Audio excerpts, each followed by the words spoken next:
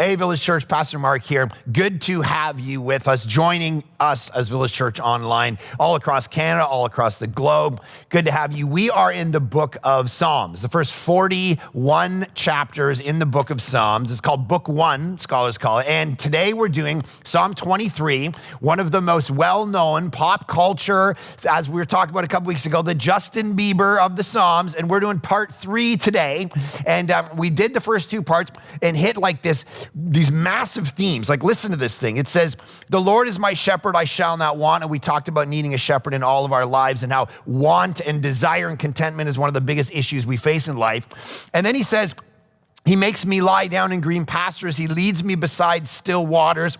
He restores my soul. And I love that because the rest, the sleep, is actually a massive part of our life. Actually sleeping. Jesus, some of you need to sleep. It's the most spiritual thing you can do, actually, is find rest for your soul. Jesus slept in the back of the boat. Some of you don't sleep. I'm commanding you as your pastor, get a rest, man. Midday, whatever you need to do. It's not a bad thing, all right? Don't judge. But so here's the thing.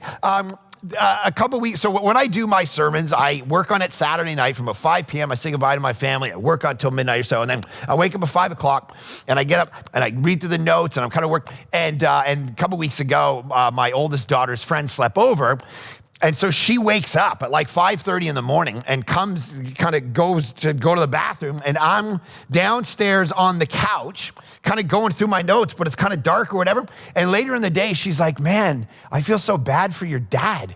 And Sienna's like, why? And she's like, well, because he had to sleep on the couch last night. I don't know if your parents got in a fight. Like, does he always sleep on the couch?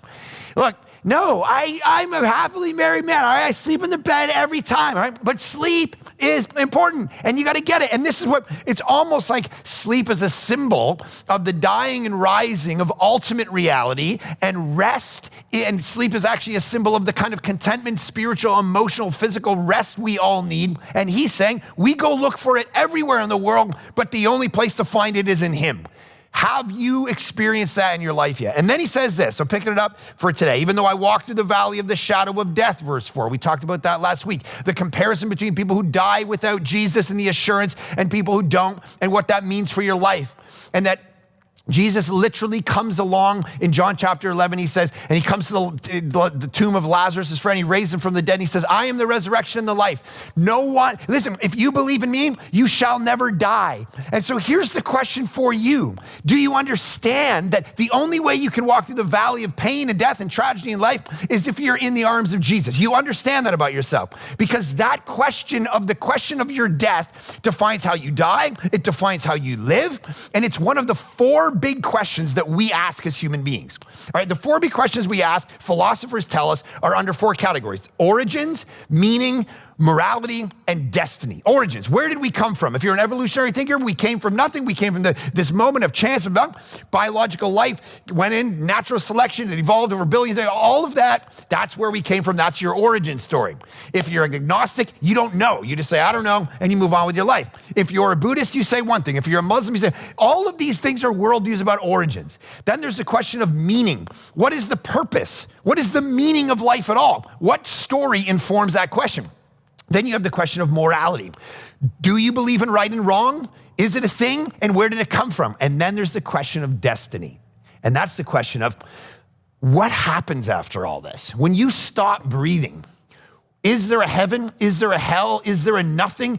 All of those 4 categorical questions inform the way you live your life.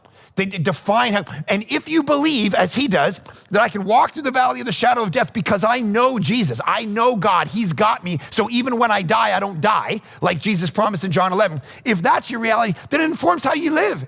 Then what's gonna be your reality? I will fear no evil. I'm not scared. I'm not scared of death. Go back, look at the story of, you go watch Gladiator. I've been going through these movies with my kids, showing them all my favorites, right? It's like the daddy's favorites. We watched Gladiator the other day. So you see that whole movie. Why is he fearless? In the face of the Roman Empire, in the face of death, knowing he's gonna die. Why? Everyone is shaking. That guy's lined up, the gladiatorial arena, and he pees his pants just before they go out and fight them. He goes out there, he's like, I'm slaying it, homie. Boom, boom, he's killing all these people. Why doesn't he care? Why?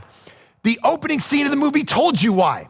Because he believes in Elysium. The opening scene of the movie is his hand going through and he's in heaven. Elysium was the Roman idea of heaven.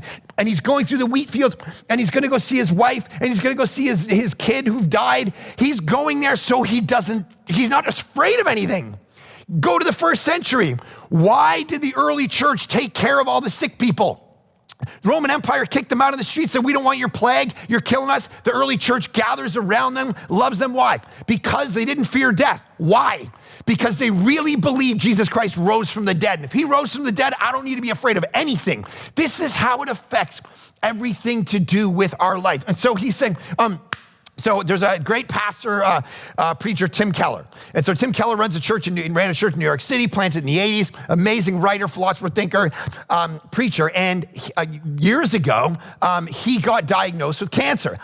And so he was in the hospital and he was going through this cancer treatment and he was scared. And he said, just about that time, this book came out, The Resurrection of the Son of God by N.T. Wright. Look at this thing. It's 700 pages thick. He said, you know what I did in the hospital? Well, I was sitting there getting my treatments, getting my surgeries.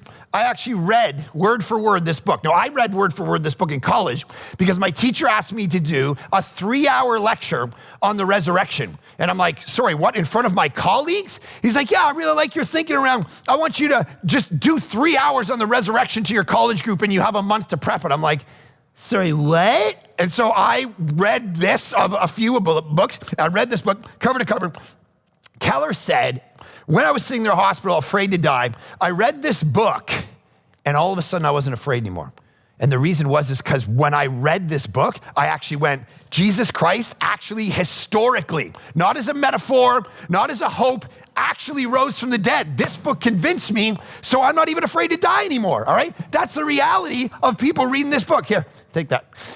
Boom, production team, all right? So the reality is, if you really believe that God has you and holds you and he really rose from the dead, that's why he says, I don't need to fear anymore. And so then he says this, check this. He says, even though I walk through the valley of shadow of death, I will fear no evil. Now, I'm gonna deal with this for a sec. Underline the word evil because this goes to the heart of your worldview as a human being. Ask the question, do you believe in evil? I'm gonna teach you for a couple minutes about apologetics and evangelism. So those of you who aren't Christians, you can listen into this because I'm kind of addressing a fault in your worldview. Those of you who are Christians and you constantly ask questions to me, how do I do evangelism well? How do I teach and tell my friends about Jesus? How do we talk about worldviews? Well, let's take the question of evil because it's one of the biggest questions people use. And they say God can't exist because there's so much evil in the world. This text just by default admitted that there is such thing as evil because it uses the word, I will fear no evil. That's a category. The problem is this is a debate between atheism and biblical Christianity or agnosticism, Canadian nicety, postmodern worldview philosophy, and Christianity. The debate is there is no such thing as evil. That's what postmodern Canadian philosophy says.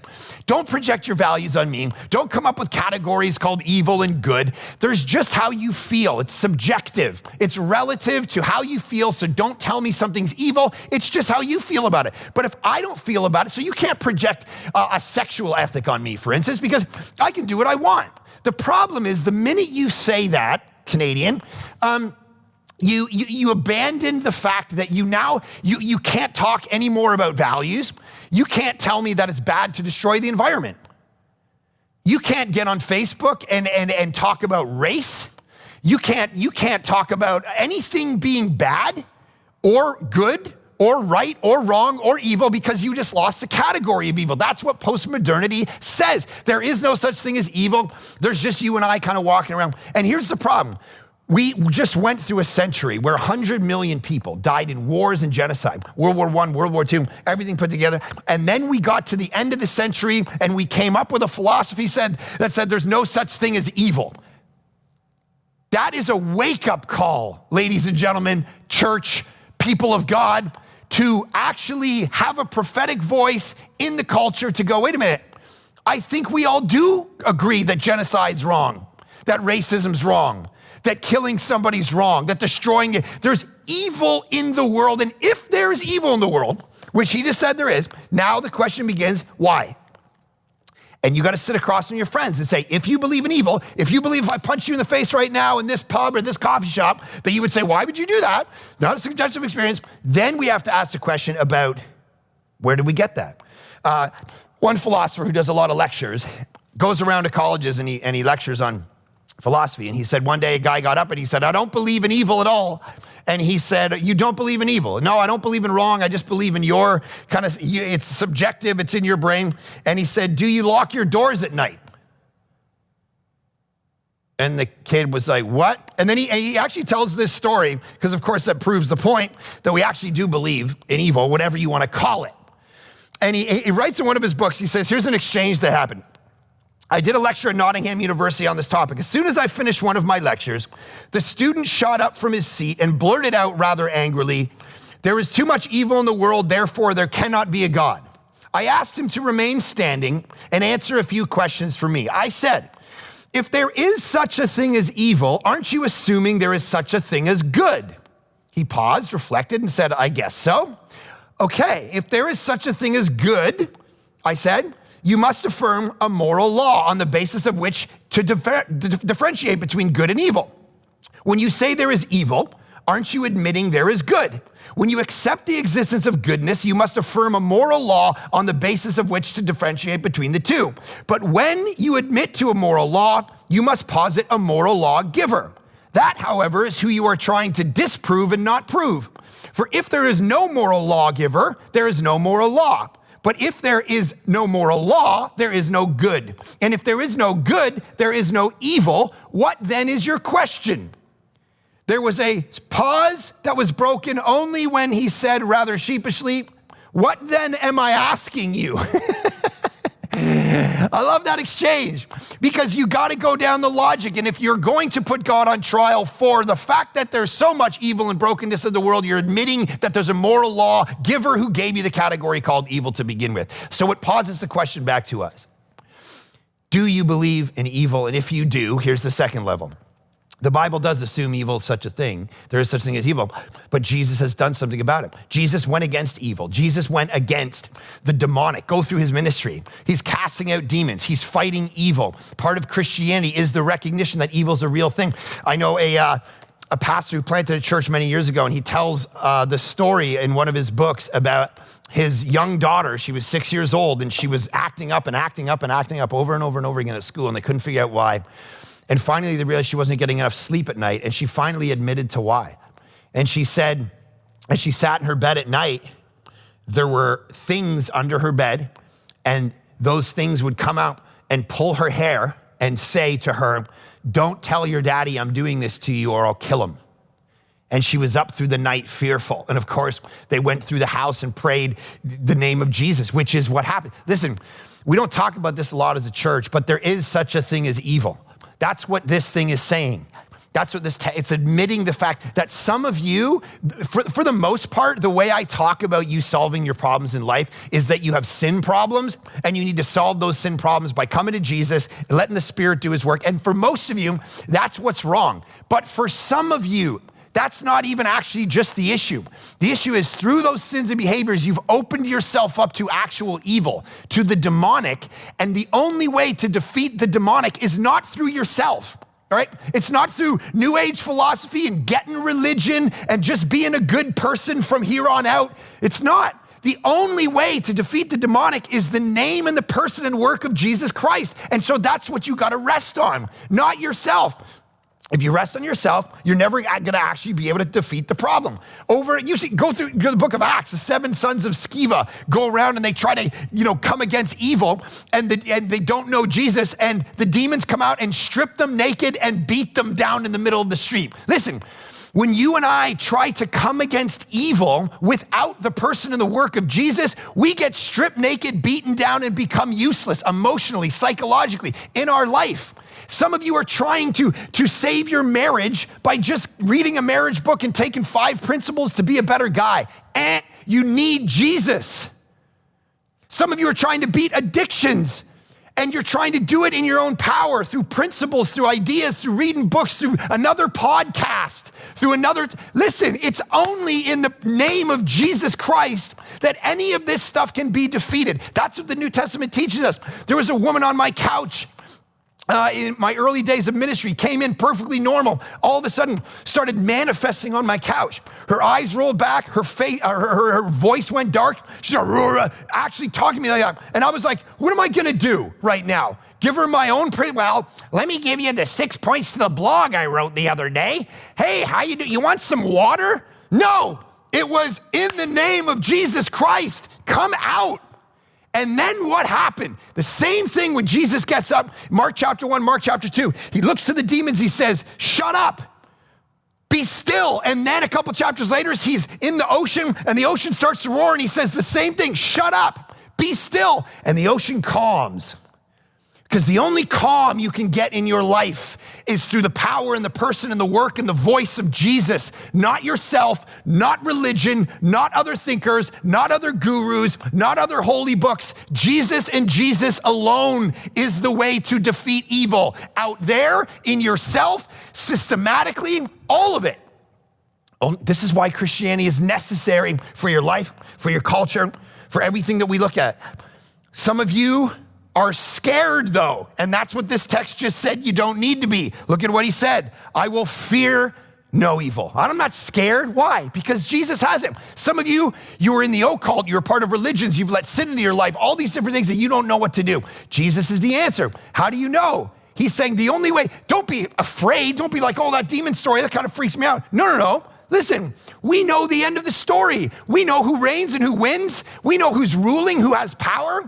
I remember my New Testament prof, he didn't have enough time to get to the book of Revelation because we'd gone through all these different stuff. It was the last day of class and he had like an hour left. And he's like, hey, we're gonna do Revelation now. And he's like, you know what, we don't even have time. Here's the story, Jesus wins. Goodbye, class. All right, and it was like, that's on the exam. Jesus wins. All right, perfect. Because that's the story. Jesus reigns, Jesus rules, he has the power. Now, all of that to say this is very important. Some of you are gonna need an actual encounter, which we do stuff like that at church, where you're going through the sin and the things you've opened yourself up to in your life, and Jesus is coming out and cleaning those things up in your life. Dealing with the generational sin, dealing with the things in your life that you've opened. All of that's a legitimate thing, and some people need that. But some of you need to hear this not in the context of a power encounter that you're gonna have, or something that you see on TV where it's like, there's get out of them. Some of you, there might be stuff like that. Others, most of you, need to hear all of what I just said in a different context, not a power encounter, but an encounter with the one. Listen, I'm reading this book right now called Gentle and Lowly, and the writer makes this beautiful point. I want you to hear all of what I just said in the context of this psalm, which is what? You need to hear it not in the context of power encounter, but the fact that he's the good shepherd. See, this book, it's called Gentle and Lowly, and he points out this, that in Matthew chapter 11, Jesus Christ comes along and he says, hey, I am gentle and lowly in heart. Lowly meaning like humble and for those, like I'm humbling myself down in to the people who need help and empowerment. I'm gentle. And he says this, the writer, he says, in the 4 gospel accounts of Jesus given to us, 89 chapters in total, right? So Matthew, Mark, Luke, and John, there's only one place where Jesus tells us about his own heart. In Matthew chapter 11, I am gentle and lowly in heart. See, here's what I want you guys to hear. Jesus says, here's what gets me out of bed in the morning. My motive, my MO, my heart is gentle and lowly, all right? Some of you have a vision of Jesus that you grew up with where he's jacked up and he's sour and he's all trigger happy and ready to judge you and hit you and get you in trouble for all the sin you do. And you wake up with that in your brain every single day, and it doesn't inspire you. It doesn't empower you. It doesn't give you peace. It doesn't give you comfort. You're afraid, and so you run and you hide. Some of you watching this right now, you have secret sin that no one knows about, and you're freaking out and you don't know what to do about it. And you think Jesus is just gonna come after you to get his comeuppance and bring down his judgment. And here's what he just said to you. I am gentle and lowly in heart. That's how I'm gonna deal with you. Listen, listen, some of you need to hear this. I not only love you, look at me, I like you. I'm actually gentle. Like, that's the kind of shepherd we need when we're lost. This is the kind of image of Jesus that was lost on me when I was planting our church 10 years ago. So, because I didn't want to present like soft Jesus, right, to Canadian culture. I was like, Canadian culture doesn't need no soft Jesus. They need jacked up Jesus, gonna call them to discipleship. And that's the thing. But can I tell you something? That was when I was 30. Can I tell you something? I'm almost 40 now. And you know the difference between 30 and 40? It hit me yesterday. The difference between 30 and 40 and why I so need this Jesus. The difference is 10 years of sinning. I got 10 more years of sins every single day under my belt now. And I need a gentle, lowly Jesus to go, dude, we're gonna get through this because I'm not coming down with the hammer right now. In fact, if you're a Christian, you never get the hammer because the hammer fell on him for you. This is why I don't fear evil, he says. Jesus is the one who identifies with the unworthy and the unarrived. The writer says this, if we were asked to say only one thing about who Jesus is, we would be honoring Jesus' own teaching if our answer is gentle and lowly. That's what he wants you to hear. He's the one who takes away the evil, but he does it in a gentle way. He's the one who actually deals with it. And what's hard about it is that walking away from certain behaviors in life is it's like trying to walk away from an addiction.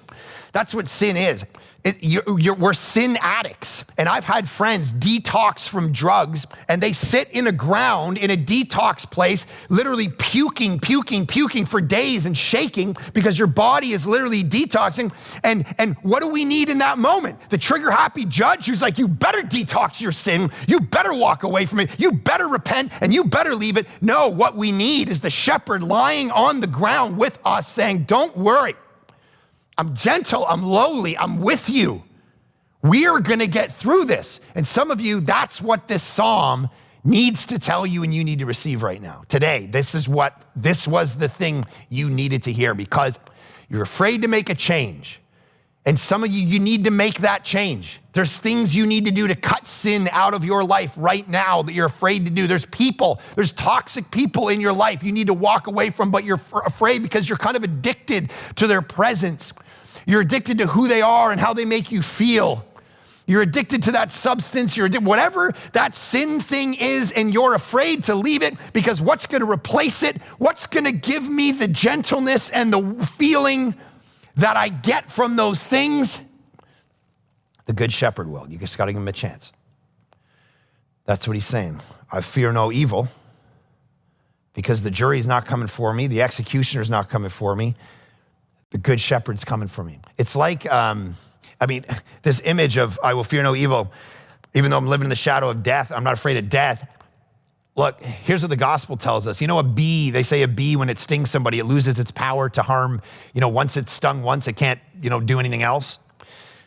In the picture of Christianity, Jesus Christ took the sting of death so that it never harms his children. That's the point. That's why I'm calling you, if you don't know Jesus, to actually come and know him. He has the freedom. He takes away the fear of evil and death and everything else. And then he says this, the rest of verse 4, for you are with me. You are with me. Jesus is present with you, and that might feel like a throwaway line to you, but the reality is the whole Bible is the story of the presence of God and the desire in people to be present with God. That's the whole biblical story. What's Genesis 1 about? Genesis 1 and 2, they're walking in the garden in the cool of the day with God. They lose the presence. And so what's the rest of the story about? He comes down, he looks at the Tower of Babel, he does this. In the Exodus story, he saves them. He walks up or he's in the burning bush with Moses and he says, what's your name? And he says, well, I am that I am. And we kind of interpreted I am that I am. In the Hebrew, it's actually, I will be with you howsoever I will be with you. And the rest of the Exodus story is he's there with a cloud of flame at night and a pillar of cloud during the day. He leads them through the waters of the Red Sea. They build a tabernacle, they build a temple. And then, of course, that lives all through the history. And then Jesus himself shows up, who's God's presence. Then the Holy Spirit comes and empowers the church. And it's all about the presence of God. That's what the whole story is. That's the power. And even at the end of time, Revelation, last 2 chapters of Revelation. You know what the point of the picture of heaven is? Revelation 21, verse 3. And I heard a loud voice from the throne saying, behold, the dwelling place of God is with man. He will dwell with them. Revelation 22, verse 4. They will see his face and his name will be on their foreheads. You know what the ultimate, that's basically the book's over. You know where the Bible ends? You're gonna see his face. And that's what matters. Now, for you and me, we're like, see his face. All right, move to the next point, bro. I'm on Twitter at this point, just hacking around. No, you get to see his face. You get to be in his presence. And that's what gives you all the delight and pleasure. You know, we talk about, you're gonna have pleasures forevermore. Heaven's gonna be every pleasure you have on this earth is like a dulled 1/millionth of it's gonna be in heaven. Why does that happen? It ain't because of you. It ain't because of the environment. It ain't because of circumstances. It's because he's there. And you're face to face with him. Go back to Moses. All he wanted, I wanna see your face. I wanna see your face. I wanna see you. Can I see your face? I wanna see your face. John Piper writes these words. Love these words. They're a good challenge to all of us. The critical question for our generation and every generation is this. If you could have heaven with no sickness, with all the friends you ever had on earth, all the food you ever liked, all the leisure activities you ever enjoyed, and all the natural beauties you ever saw, all the physical pleasures you ever tasted, and no human conflict or any natural desires, could you be satisfied with heaven if Christ were not there? Because in our conversations, that's not what we talk about. We're like, hey, Grandma, I'm coming up to see you soon. Can't wait to hang out. And yes, of course, there's a point to that. You're going to be faithful. So he's saying, you are with me. That's the ultimate hope, is the fact that you are with me. That's what I love about this. I love the fact that, Lord, your presence is with me. You're filling me with joy. That's the whole point of everything. They say when you lose a loved one, the thing you miss the most is their presence. The fact that at the breakfast table, your husband's not there anymore, and he was for 50 years. And you wake up and the bed's empty. You don't hear the laughter anymore. That's the power of presence. And imagine the scale of that when you're talking about God. And so he says, the ultimate beautiful thing is that you are with me.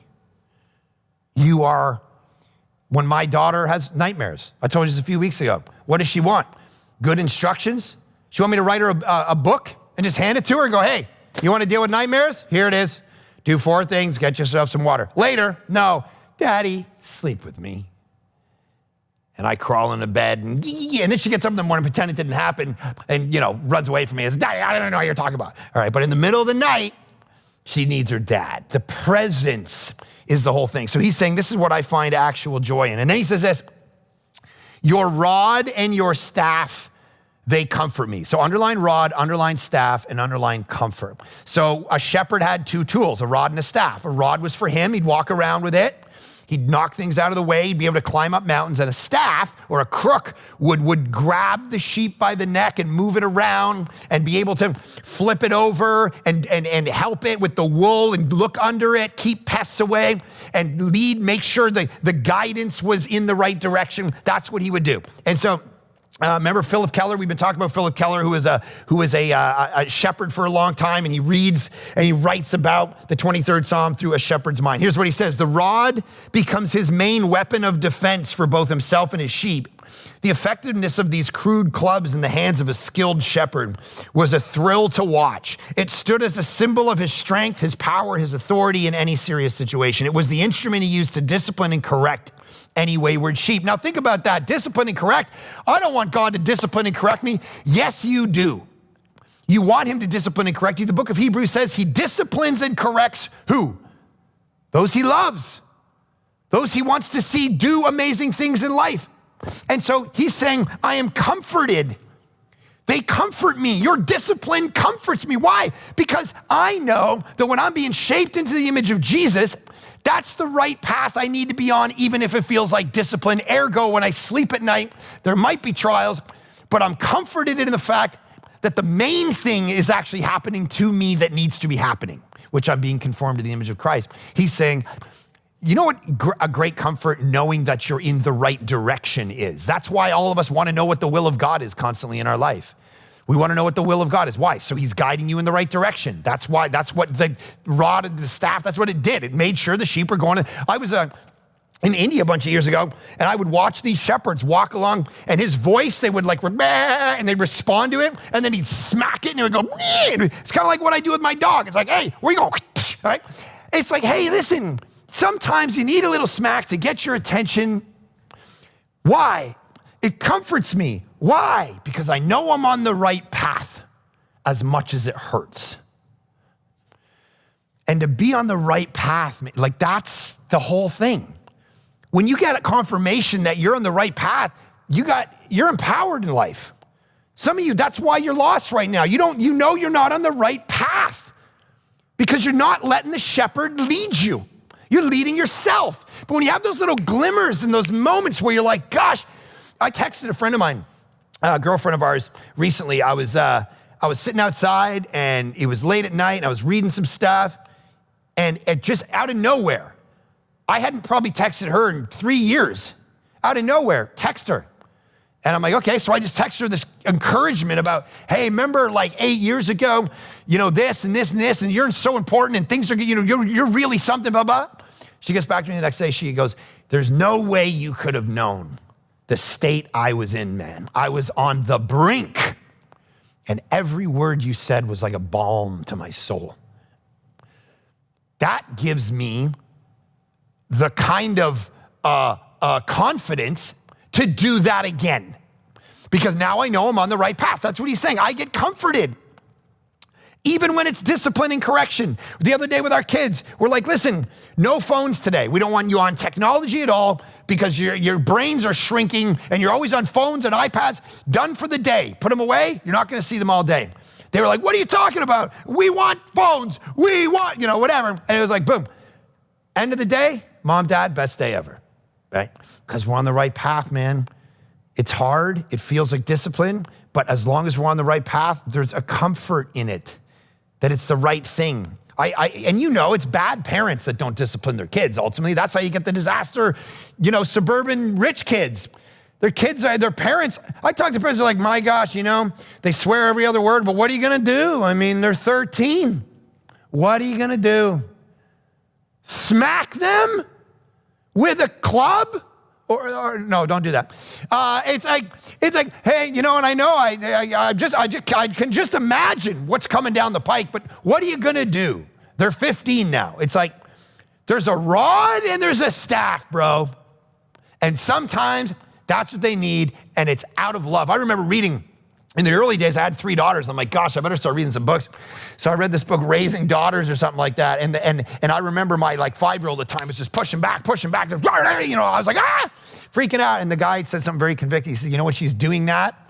You know what she's doing? She's pushing back against her father because she's trying to test you to see if you believe she's worth it. Is she worth the effort that I'm gonna get grinded down trying to raise this girl? This is what God does for us. We are worth the effort of getting grinded down a little bit. Here's what Philip Keller says. I think this is fascinating on another level around our spiritual life. He says, a shepherd smacks his sheep at times to keep it away from what? All the stuff they wanted to do in life, all the good stuff. But I want to sleep with whoever I want. I want to party however I want. I want to do marriage however I want. I want to do business and rip people off however I want. That's what I want to do. But man, God keeps disciplining. God keeps trying to make me into somebody else. What's the deal? Why does he do that? Why does he keep whacking me over here and telling me to go this direction? To keep them away from poisonous weeds or other close danger. He knows it's bad for you. Also because of their long wool. It's not always easy to detect disease, wounds or defects in sheep. For example, at a sheep show, an inferior animal can be clipped and shaped and shown, listen to this, so as to appear a perfect specimen.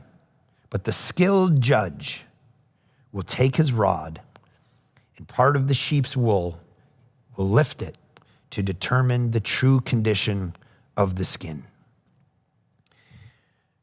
What is under the surface of you? Because this shepherd knows, man. Like, you think you're fooling people because you put righteous Facebook statuses up. You can't fool him. Because you talk a certain way or listen to certain music or go to church or, whatever. You playing this game on the outside. The problem is that's not really, when the wool gets pulled up, that's not really actually the condition of your soul. And that's what, you're misinterpreting the data. You're taking something and you're thinking it's true about you because you're playing a part. That's a misinterpretation of that. That's like the time I was traveling with Chris Demonier, who hosts these services.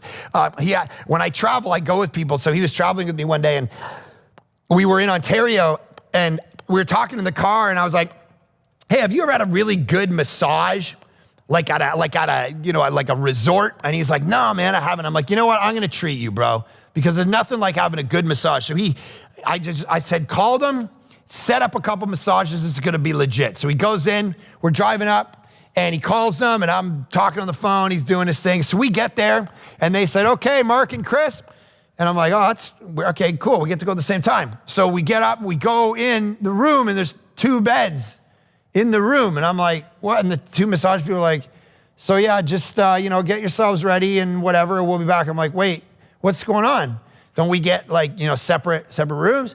And they're like, no, you want a couples massage. I'm like, what?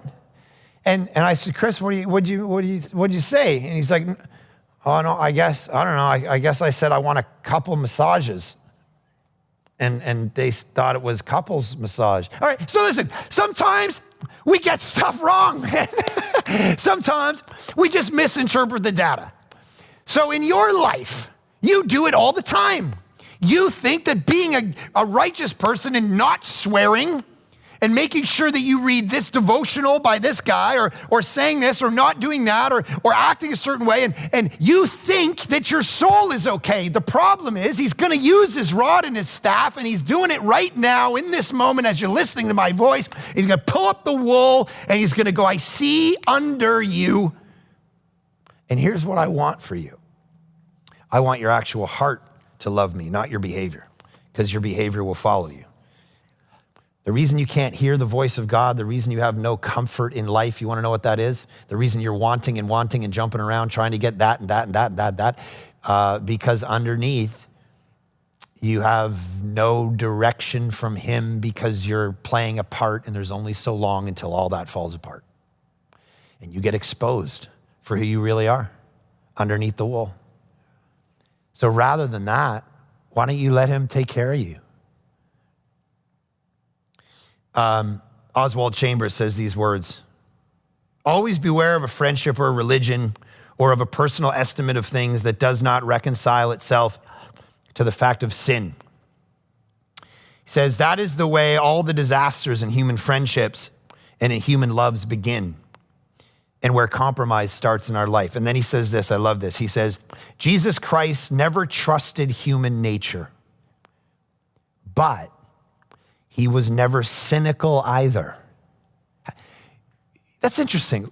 We either trust human nature and we're like, humans are great. Or we never trust human nature because we're like, wow, we all know that behind the thing, we're all just scheming around to make ourselves better and we'll just hoop anybody in our way to do that. You tend to be one of those 2 people, which means then you're naive, you're constantly on and paranoid, or you're super naive about human nature and the fact that everyone's trying to rip you off. You're either one of those 2 things. And Jesus Christ, read the Gospels. He never trusted human nature on the one hand, but he never became cynical on the other. Why? Check this, listen to me. Why? How can you be that person? Here's what Chambers says. Because he trusted absolutely what he could do for human nature. He could change it.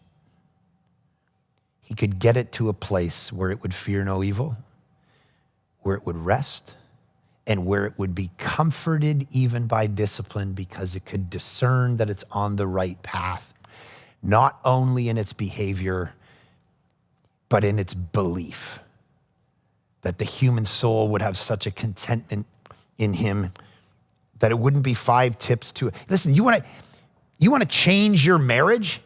You know the marriages that I see change? All right, now listen, if you're sitting there right now, in your head, don't do this out loud. In your head, evaluate your marriage right now out of 10. All right, so think about conflict, communication, your sex life, your finances, the way that you're raising your kids, your situation, whatever. Take all the different categories of stuff that I do marriage counseling with people, take all of that into effect. And you say, man, some of you are gonna be like, we're a 4, like this sucks. And some of you are like, man, this is a 10, it's killing it, love it. Some of you 7, whatever. Evaluate in your brain. Don't look to your spouse or no. I think we're at the same time, say a number, right? That's gonna get awkward. 8, 2, what? All right, so don't do that. But if you're lower on the thing and you're like, we got stuff we gotta work on. You know the marriages I've seen that actually change and see progress and flourish around all those issues, how they fix them? They don't focus on just trying to fix them and 5 tips to a better this and go to just another marriage conference, read another book or listen to another podcast. It's not those things that change it. The marriages I've seen that have saved them from the brink of death is they've met Jesus Christ. His power have come in to heal, not what they do, but what they want to do. Because what happens is they need a change. Husband, what you need a change in is what you want to do for her. Wife, what you need is a change in what you want to do for him. And trying is never gonna work until what you delight in changes. That's what he can do. And so the rest of it goes like this. You prepare a table before me in the presence of my enemies. Preparing a table wasn't just a table. It was like a shepherd would clear a table on like a rock face in order for the sheep to graze and do their thing. And that's what God, that's the beauty of the gospel. It's not the sheep doing the work. It's God going and clearing the table for them. It's God's work on your behalf that saves you, not your work on his behalf for him, hoping that one day he'll notice and go, man, you're such a good person. I'm gonna do something with your life. Doesn't do that. In fact, what he does is something else. Philip Keller says this, because like sheep will try tasting anything growing. You ever thought about that before? You know when he clears a table, you know why he clears the table in the rock face? Because sheep are so dumb, they'll see something green or growing and they'll go after it. That's you. Anything growing, give me more. Anything that tastes good in this moment, give me more. This can't be bad for me. Blah, blah, blah, blah, blah. This can't be bad for me. I'm just gonna gnaw this stuff. And you know what? God is so good that even in the midst of your stupidity and your sin and you going after what grows and what's gonna make me pretty, what's gonna make me successful, what's gonna give me more pleasure, rah, rah, rah, rah, rah. You know how good he is? He doesn't even just look at you and leave you to yourself and say, well, I'll just let them die from eating poison weeds. The Lord, the shepherd, removes the things that will kill the sheep, the things that will make us spiritually sick. He's so good, he removes them when you have him as a shepherd. He cares for you so much. Predators are scouted, Keller says, and he takes care of them. The shepherd cleans out the water holes and assures the presence of clean water. And then it says you anoint my head with oil. That's because the flies would get in the scalp. And you know what a sheep would do when the flies got in the scalp? They would beat their head against a rock until they died. Their dumb behavior would literally kill their own life. And he was so good, he would take the oil and he'd put it on the head and the nose, so then the flies couldn't lay eggs and the sheep wouldn't beat their own head to their own death. Oh, how the grace of God saves you from yourself and your disastrous heart to do what you want, when you want. If anything, man, this psalm's about how good he is. Like, let that just ruin you. How good he actually is.